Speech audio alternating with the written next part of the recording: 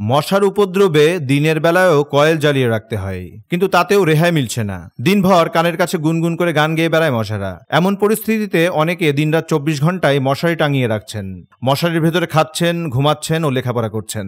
নাগরিকদের সাথে কথা বলে জানা গেছে প্রায় 4.5 লাখ মানুষের শহর যশোরে এখনকার এক নাগরিক দুর্ভোগের নাম হলো মশা।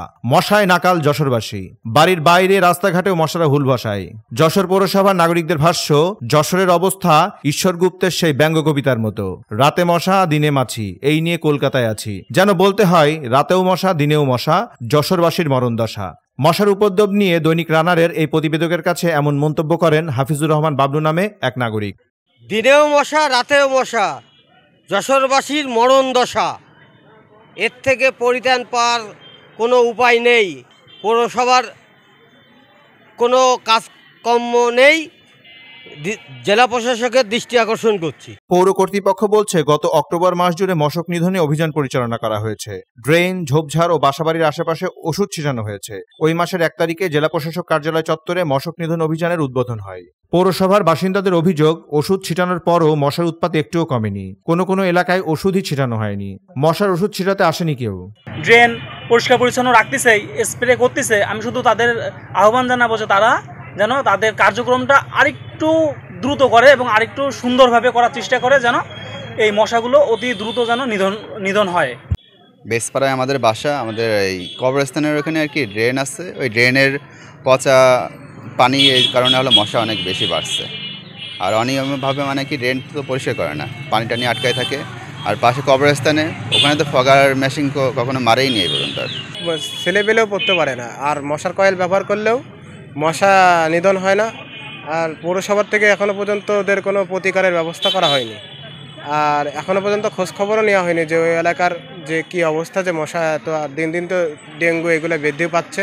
পৌর নাগরিক কমিটি যশোরের সদস্য সচিব জিল্লুর রহমান ভিটু বলেন, পৌরসভার ড্রেনগুলো মশার প্রজনন কেন্দ্র, বছরভর ঠিকমতো পরিষ্কার করা হয় না। তবে সম্প্রতি দেখছি ড্রেন পরিষ্কার করা হচ্ছে।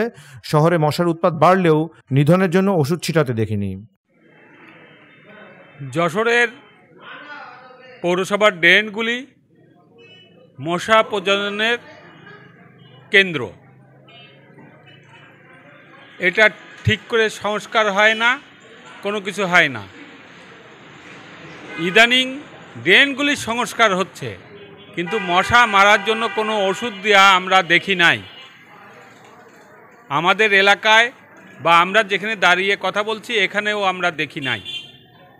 যশোর পৌরসভার প্রশাসনিক কর্মকর্তা উত্তম কুমার কুণ্ডু জানান, পুরো অক্টোবর মাস জুড়ে মশক নিধন অভিযান হয়েছে। আগামী সোমবার থেকে আবারও অভিযান শুরু করার পরিকল্পনা রয়েছে। 1 মাস জুড়ে মশক নিধনে কত টাকা ব্যয় হয়েছে এমন প্রশ্নে তিনি বলেন, মশার ওষুধ ছিটানোর কাজে নিয়োজিত শ্রমিকদের মজুরি 2.5 লাখ টাকার উপর। তবে মশার ওষুধ কেনায় কত টাকা ব্যয় হয়েছে তা জানাতে পারেননি তিনি। ডাস্টবিনে জমে থাকা ময়লার মধ্যে বাসা বাঁধছে মশা। যশোর সরকারি মাইকেল মধুসূদন কলেজের শিক্ষার্থী ফাহিম আল ফাত্তাহ, আব্দুল হাকিম ও জিহাদ হোসেন বলেন, মশার উপদ্রব বাড়লে পৌর প্রশাসকের কাছে গিয়ে মশা নিধনে অভিযান পরিচালনার অনুরোধ করেছিলেন। আমরা বিষয়টি নিয়ে আমরা পৌরসভার প্রশাসক মহোদয়ের কাছে যাই এবং প্রশাসক মহোদয়ের কাছে যাওয়ার সাথে সাথে উনি মশা নিধনের ব্যবস্থা গ্রহণ করেন এবং আমাদের সাথে সাথে উনি মশা নিধনের জন্য লোক পাঠান।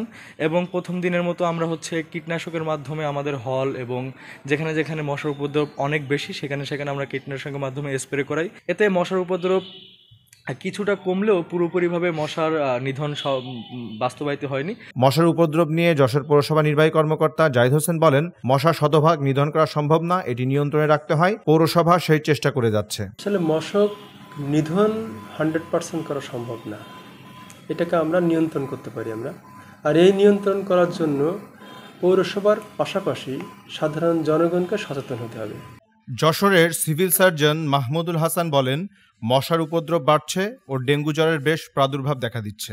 মশার উপদ্রব বাড়ছে এবং এখানে ডেঙ্গুর বেশ প্রাদুর্ভাব দেখা যাচ্ছে। ঠিক আছে, এই ক্ষেত্রে আমরা পৌরসভার মাধ্যমে, যে স্থানীয় সরকারের মাধ্যমে আমরা মশক নিধন যে ওষুধ সেগুলো স্প্রে করার জন্য মনে করেন যে ব্যবস্থা করা হয়েছে। এসএসসিএম এর তথ্য চিত্রে ডেস্ক রিপোর্ট।